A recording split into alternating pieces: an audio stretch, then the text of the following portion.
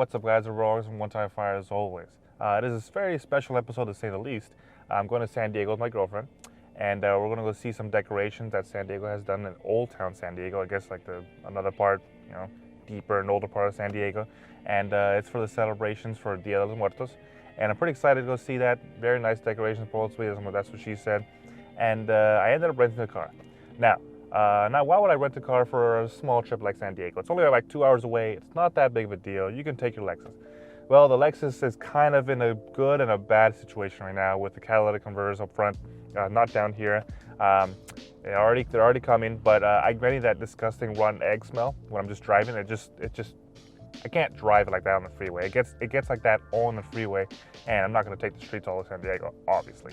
So I ended up renting a car, and anytime I get to rent a car, anytime I get the chance to, have an excuse to go and rent something, I use Turo, not sponsored. So I ended up getting the Alfa Romeo Giulia, which is unique what you see now. And I've always had my eye on this car. I've always wanted to see how good is this car? What is it about this car that hasn't really succeeded in the US? What is wrong with it? There can't be nothing wrong with it. It's a Giulia. It looks nice, it looks good, and what I've been driving so far, it drives pretty well. So I don't understand what's wrong with it. And I've been thinking about it over and over and over again. What's wrong with this car? Because it feels good. The suspension is good. The steering, it feels great too. It feels like I put it here and it goes there. And I should know. I would know that. Alfa Romeo, the Italians, they kind of know what they're doing when it comes to vehicles now. So not like when they did before. But Alfa Romeo is definitely like this is cool. I'm definitely enjoying it. Back in 2017 when I first started this channel, if you look at one of the first videos I did, I think it was with John, and it was the E30 video that we did with my older car. And in that video, I remember being about 185 pounds, being 6'2", so I was very underweight. But that was 2017. I've gained a lot of weight. I now weigh about 210, 215 on a bad day. Now, what that essentially means is I've essentially widened. So back then, with other cars and bucket seats, I would definitely wobble a lot. I used to be like a 31, 30 waist. I was skinny. It was bad. It was bad. I was definitely anorexic. So, quote unquote. So I would definitely flop around in bucket seats. But now that as I've widened and gotten fatter, as soon as I move left, I'm touching bolster. As soon as I move right, I'm touching bolster. So definitely, the bucket seats in this, these are factory seats, and they feel so nice. There's hold, there's feel, you feel inside the car, not on top of it. Because something that about cars that has to make sense and has to feel good is that you're in the car, not on top of the car. And cars that are generally felt as you're inside of them, like my S2000, you're inside of that car. They're generally much better cars. It has 280 horsepower and 306 foot-pounds of torque, give or take, something around there. But this is nice. This feels good. And you could have bought these things at $42,000. But with that kind of price point and that horsepower, it doesn't really make the most logical sense. $42,000, you still get an M3, but I think it's the fact that it's an exotic, outside the realms of something that's, being made here. I'm not sure if that's something that really held it back, maybe, but I don't think so, because Lexus was definitely selling the cars for almost the 40 grand mark. So, and Lexus has done a fantastic job here, except with their IS 500. That's junk, but they've done pretty well here. So what is wrong with the Alfa Romeo? Like I said, I thought about this over and over and over again. What could be wrong with Alfa Romeo? What could be wrong with, the Giulia? And one thing for sure is it's not the Giulia's fault. I definitely don't think it's the Giulia's fault, and it's definitely not Alfa Romeo's fault. And I think I've pinpointed it to what it is. Now, the American market is for imbeciles. Okay, the American market is SUVs, trucks, crossovers, and Priuses, right? And now Teslas. Well, at least in the LA standpoint, Priuses and Teslas, right? But the American market in general is SUVs, crossovers, and trucks, right? Now, when I went to Italy and Greece, that was maybe before COVID, I made the point to make sure that I see, now it's raining, what the American market and what the European market truly has, okay? Greece wasn't the best wasn't the best test I could do because we were walking around, not many people drive in Greece. So Italy was very different. Italy, at least from what I saw, there was no trucks, no SUVs, well, no crossovers, some SUVs, but a lot of cars and a lot of small, just what they need cars, okay?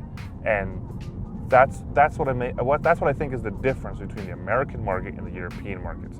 The European market is definitely designed for people who understand what a car is for and use a car for what it's for, and not like everybody around here who buys a truck just to buy a truck and never uses it for a truck purpose. It should be illegal to have to buy a truck and never use a truck for anything else than doing burnouts and just because you have a truck and you could put 4 people in the back and have that thing back there and have it the cleanest truck you've ever been, right? A truck is for utility purposes. It is a tool. It is something you use to get a job done. That's what a truck is. And everybody here likes to use the Escalades and the Lamborghini Urus and stupid vehicles like that. So that is what the American market is, and that is why a lot of companies like Ford, like this Mustang that's passing, that they don't make the Mustang anymore. Because why? Because it doesn't sell in the American market. So that's what I don't think is Alfa's fault. And Alfa Romeo, this is not a circumstance that's been happening all of a sudden, right? Alfa Romeo hasn't been selling very well for the last 5-10 years. They've progressively gotten worse and worse in sales, and this could be the end of Alfa. Alfa is leaving, and nobody is appreciating the fact that Alfa Romeo has made this step up to say, we can try the American market. That's bravery. That's brave. To try to make a mark, but they haven't. I don't see Alfas, every other day. Like this Giulia and a TI Sport, I don't see a lot of these, and that's a shame. There's other cars out there than Jeeps, than Fords, than Chevys. There's other cars out there, and that's what I always say about car enthusiasts. You're not really a car enthusiast. You're not a car person if all you do is stick to a single brand or a single market like the Americans or the Japanese. You're not a car enthusiast. You're not, period, point blank. You have to experience other cars out there because there are automakers out there that make solid cars, And I have to say that this Alfa Romeo Giulia and this TI Sport, I haven't even tried the big boy ones with the race mode and everything. I haven't. I want to try it. One of my favorite cars right now, it is the Alfa Romeo 4C. That thing is immaculate. And I know there's one for that you could be rented there, and I will rent it one day. Soon I will. And I'm ashamed, I'm saddened that a car that has this kind of history, and they've really stepped their game up. They stepped their game up from what they used to be,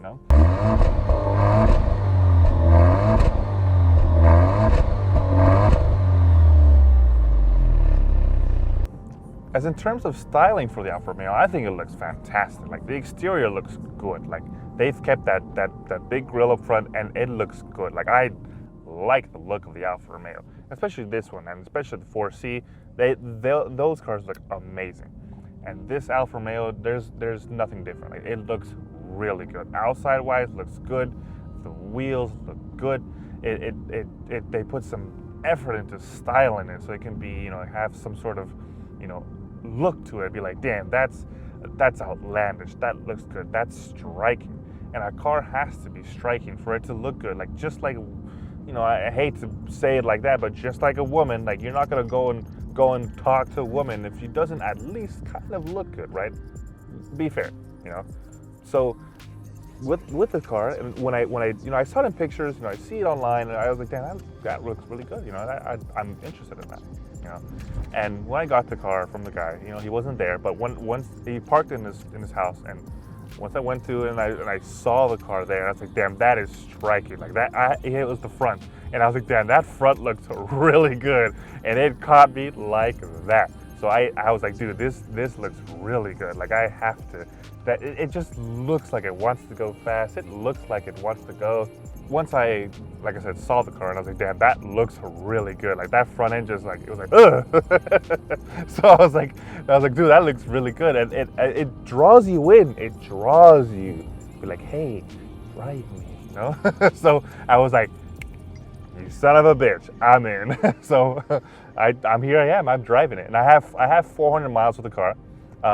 It's enough, plenty enough to get to San Diego. It's 121 miles to get to San Diego, forward and backwards. So that's, what is that, 242? So I have plenty of miles to really enjoy the car.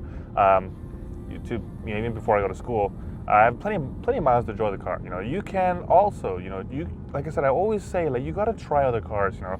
And Turo is there. Now it's really raining.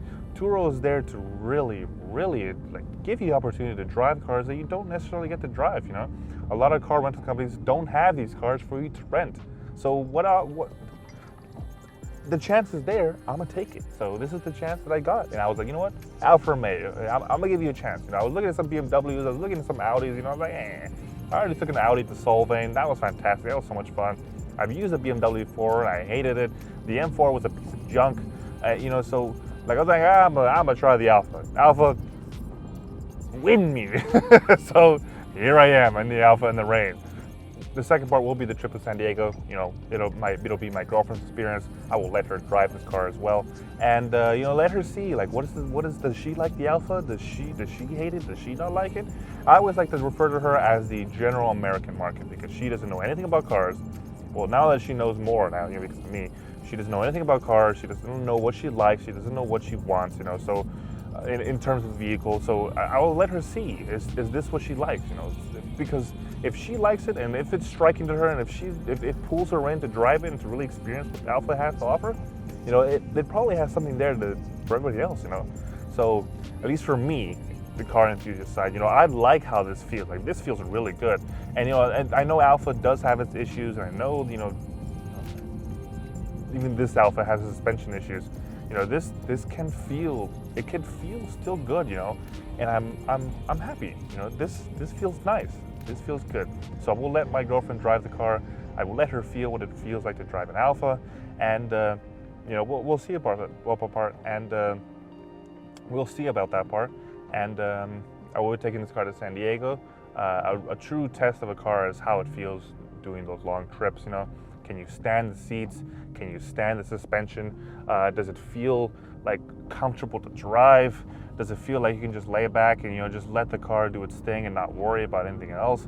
That's the true test of a car. You know, just the itsy bitsy tiny fun stuff is how you get into trouble, and you end up spending more money on a car that isn't that great. So I hope you enjoy this small little review. It's not something super crazy. There will be some glamour shots after this rain is over. I was hoping that the rain would come later and I can get some glamour shots right now, but not yet.